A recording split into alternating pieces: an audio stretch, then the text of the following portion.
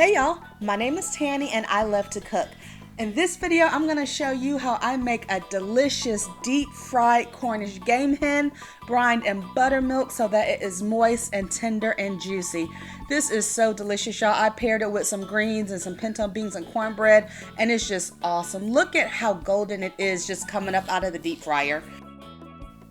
Here I served one over a bed of red beans and rice with steamed asparagus for a beautiful presentation. This is a soul food presentation that was wonderful. Let's get to cooking. So you're going to start off with your Cornish game hens, wash them well and pull off any extra feathers that you see. And what we're going to do with these birds is we're going to truss them in order to make sure that the bird leg stays crossed while cooking to help the uniform presentation. So you want to just take a piece of skin on either side of the bird, and the leg from the opposite side is what's going to go into that small slit that you make. So you can watch me do that a couple of times with my small paring knife. So you just make the slit and then you insert the leg from the opposite side. You can take your time doing this. It takes a few tries of doing it before you get a great technique that you like. But it's the same process of trussing a whole chicken or duck for that matter.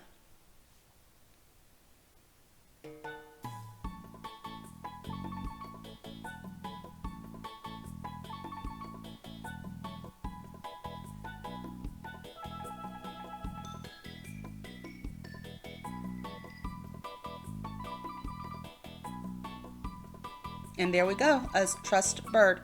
So we're not going to leave it tied up. We're going to untie it so that we can season the inside and brine it, but we just want to go ahead and cut the holes now so that before we fry it we can go ahead and truss the legs back up. So you can also truss using string or twine, but because this is going in the deep fryer, I don't recommend it. So this is the perfect technique to truss a bird without using any extra twine.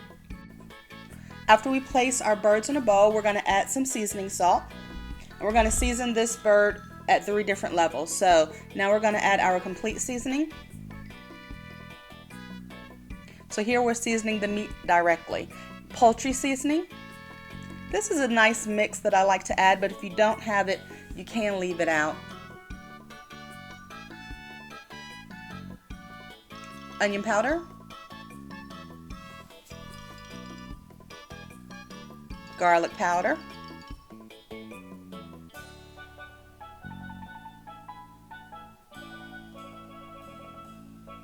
And of course some good old black pepper.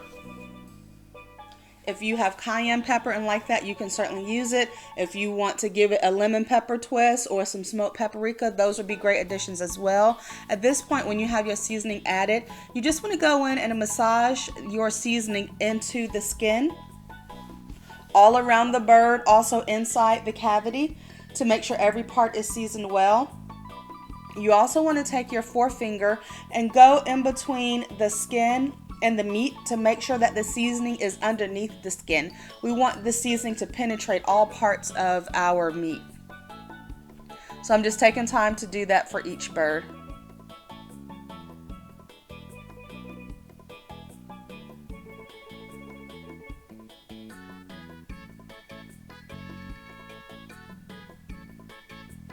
So now that my birds are seasoned, I'm going to add some buttermilk.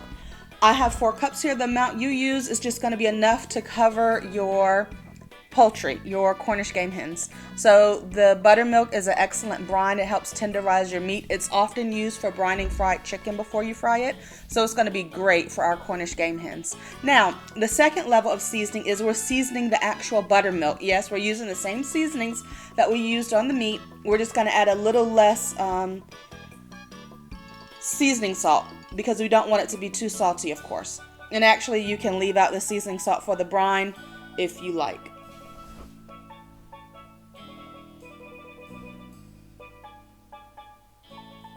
But with the seasoning I used here, it was not too salty. It was actually quite perfect.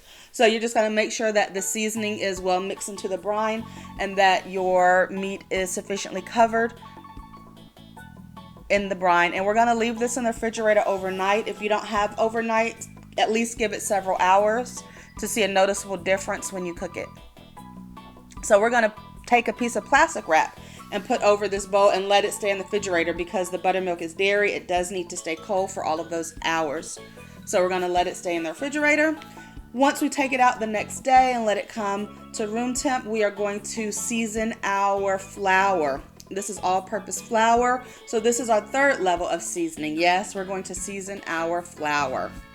The meat, the brine, and the flour all get seasoning so that the final product is extremely flavorful and delicious. Here I did add Tony's seasoning, but this is the no salt kind.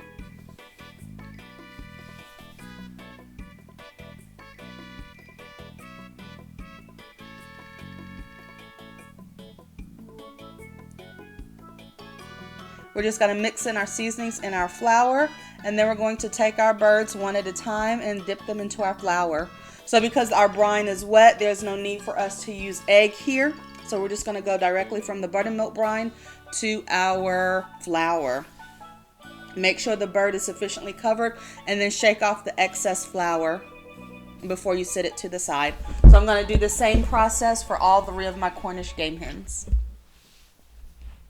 So now that I have them all covered in flour and sitting to the side, I'm going to go into the 2 birds that I cut holes in to truss the legs before I actually fry them. I'll leave one untrussed just so you can see the difference in presentation. It doesn't change the flavor, but it does affect the shape of the bird and the uniformity of it. So I like it trussed, and so that's what I do. And again, the bird is a little bit wet, and with the flour, it might be a little messy on your fingers. Just take your time, and then once you get the legs tied, you can add more flour to the bird before you actually fry it. And that's what I'm doing here in this step.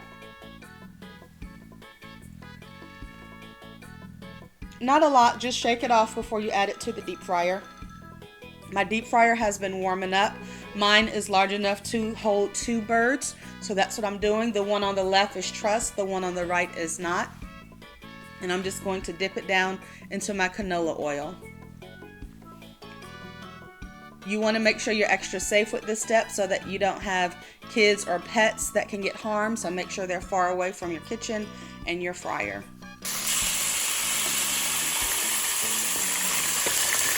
After a few minutes, you can pull it up and see how golden it is already. I am going to turn these.